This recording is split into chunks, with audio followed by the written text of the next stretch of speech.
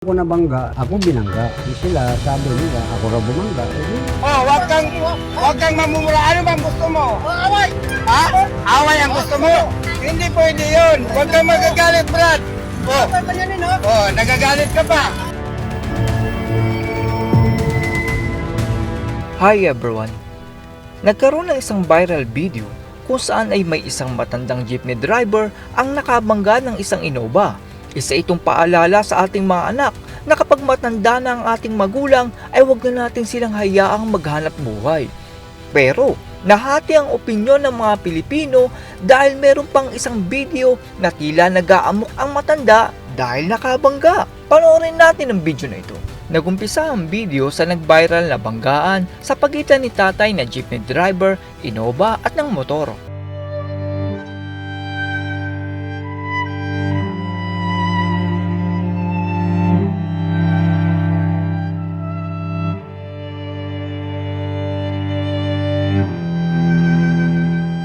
Nakarating naman kay Ivana Alawi ang nangyari kay tatay at agad-agad niya itong tinulungan. Ikaw pala si Ivana Alawi po. Kayo po si? Mang Robin, tatay. Tumutulong ka raw sa mga hindi na trabaho tulad ngayon. Magsi-77 na pala si tatay at doon sa viral video ay hindi daw siya ang dahilan ng pagkabangga. Magsi-77 na ako. Tatay, mahirap. Alam mo, Kaya po madam, ba kayo nabangga kasi nahirapan ka na rin makakita? Hindi naman ako nabangga. Ako binangga. Sila, sabi nila, ako raw bumangga.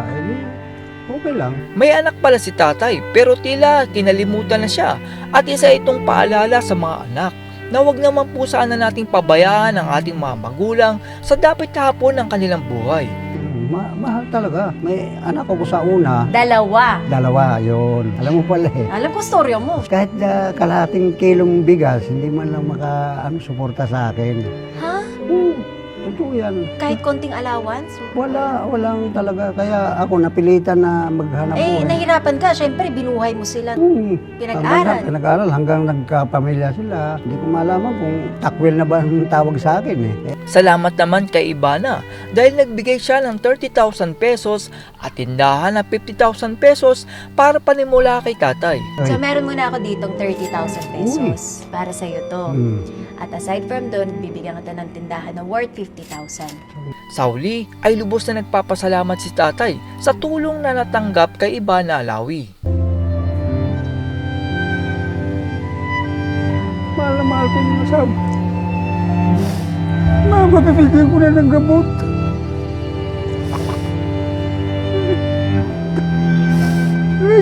Thank you. Ganito lang ang buhay ko. Pero may kumalat na video na nakabangga din si tatay at sa halip na makipag-usap ay tumakbo siya. Huwag kang magmumura. Huwag kang magmumura. Huwag kang magmumura. Oh, wag kang mamumura. Ano bang gusto mo? Away! Ha? Away ang gusto mo? Hindi po ako nagkikipag-away. Ha? Ma'am, may tama po yung sasakyan ko. Umalis siya, inalisan niya ako. Dito ay nagalit si tatay pero sana ay nakiusap na lang siya kung wala siyang pambayad. Hindi pwede yun. Huwag kang magagalit, Brad. Oh, nagagalit ka pa. Sabi ko, huwag kang magagalit. Hindi pwedeng sorry. Ha? Sorry na ako eh. Ako po, high blood din po ako. Ano? Sumakalma lang ako. Pakulong na ako. Ha? Pulis. Hindi po. Mali. Maririnig natin ng isang babae na tila ginagatungan pa ang mainit na sitwasyon kaya tuloy si tatay ay pakiramdam niya ay tama siya dahil sa panggagatong ng babae. Po yung sayo, Brad. Mali yan. Hoy, Brad, huwag kang mananakit. Mali po yung sayo. Inala kita dahil natama, nabangga mo yung sasakyan ko. Nabangga. Kumanong ka eh. Nabangga mo po yung sasakyan ko. Umalis ka. Sorry na nga. Ha? O, Mataas na tumukol kayo. Hindi, sir. Mataas na tumukol kayo.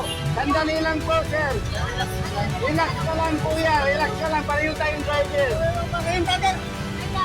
Relax ka lang. Pareho tayong driver. Huwag ka lang magagalit dahil may ilipat mo po yung pasahero mo dahil Nagtanong naman si tatay kung gusto ba daw niya ng away at itong babae sa likod niya ay gatong ng gatong pa rin. kasuhin mo na natin yun. Away. Ha? Away. Hindi po ako makikipag-away. Ayun pala, kumuha ka ng pulis. Hindi yung ano. Natural lang po, ma'am. Natural! Sinasabi. Ay, hindi ko nga pwedeng Sorry na nga pag-usapan. ako dun eh. Papayaran ko yung damage ko. May damage. Ma'am, tingnan mo muna, ma'am, bago kayo magsalita. Tingnan nyo muna bago kayo magsalita. Ano ba bayad mo? Ha? Ano ba bayad mo? Ha? Papupulisan natin. O, sige. Oh. O, tama na po. Wag po pa kayong magalit dahil ako, inarang kita dahil tinakasan mo ko. Ha? Ako mataas yung dugo ko, sir. Ay, hindi po pwede yun. Makikita natin dito ang panggigigil ni tatay dahil nagpapaliwanag ang nagbibideo doon sa babaeng gumagatong.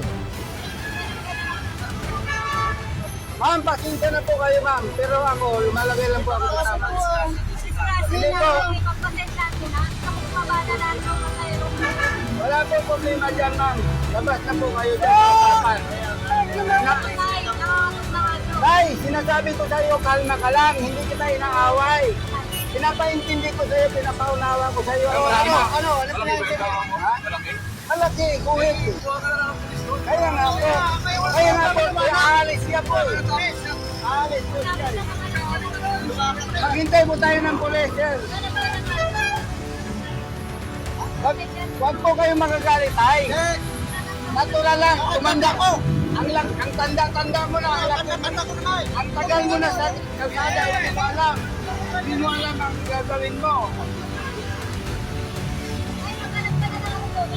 Oh, sige. Sumobra lang dito ang galit ni tatay dahil sa sinabi ng nagbibideo na normal lang naman daw ang tumaas ang dugo dahil nakabangga siya. Hindi po, wala po pong problema yan. Wala, kahit na tumaas ang dugo mo tayo, natural lang yun. Ha? Oh, natural lang po yun. Natural, tataas talaga ang dugo mo dahil nakasagi kayo. Wala ka lang sa ayos eh. Wala sa ayos. Hinarang kita. Pinakita naman ng driver ng van ang tama sa kanyang sasakyan at maliit lang naman daw yun ayon kay tatay. Ay, sasabihin mo maliit lang yan. Sasabihin mo maliit lang yan o galing dyan, dito hanggang dito. Kaya nga po malayo ka pa, galing ka ba dito, sumagit ka na. Hindi mo nakita? Hindi mo nakita yun? Galing ba siya dito, tumagit? Ay, putangin na mo ako, wag mo ako ano. Galing pa siya dito, oh. Tangin mo! O, tangin mo rin, huwag kang magmumura. Tanda-tanda mo na, wala ka pa sa ayos. Naka-video siya.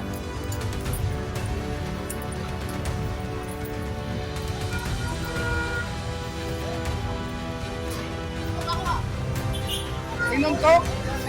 Sinuntok. Sinanyan ko lang dahil sinulat niya ako. Nagalit naman ang mga pasahero dahil nagbibideo ang lalaki sa mga pasahero pero nakikialam daw ang mga pasahero ayon sa kanya. Ay, hindi po. Hindi po. Itong video ko, nasa ayos ako. Ay, kaya maghintay kami. Hindi ko pinapatulan. Kaya nga, hindi kasi sumali din kayo eh.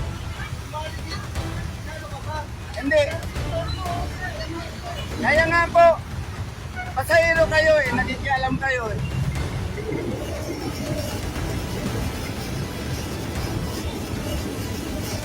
At yan po, ang dalawang viral video kung saan ay hati ang opinyon ng mga Pilipino. Ang isang side ay sinasabing nakakahawa si tatay dahil sa edad niya ay kailangan pa niyang magtrabaho. Kung sana ay may programa ang ating gobyerno na tutulong sa mga matatanda na hindi na kayang magtrabaho. Bagkus, ang pondo ay napupunta sa mga basurang flood control kung saan ay bilyon ng halaga at napupunta lang ang iba sa bulsa ng politiko. Ang isang side naman ng mga Pilipino ay sinasabing nag-iba ang tingin nila kay tatay dahil sa kakaibang ugali na sa halip na humingi ng tawad ay tila galit na galit pa noong nakabangga siya. Sa inyong mga anak ay huwag niyo naman pong pabayaan ang inyong mga magulang kapag po sila ay matanda na. Noong hindi nyo po kayang tumayo sa inyong sariling paa, ay sila po ang umalalay sa inyo. Ngayong sila naman po ang hindi kayang tumayo, ay sana nandun kayo para sa kanila at umaalalay sa dapit hapon ng kanilang buhay. That's all everyone. Salamat sa inyong panonood. This is Chuck and you're watching Biker Joke.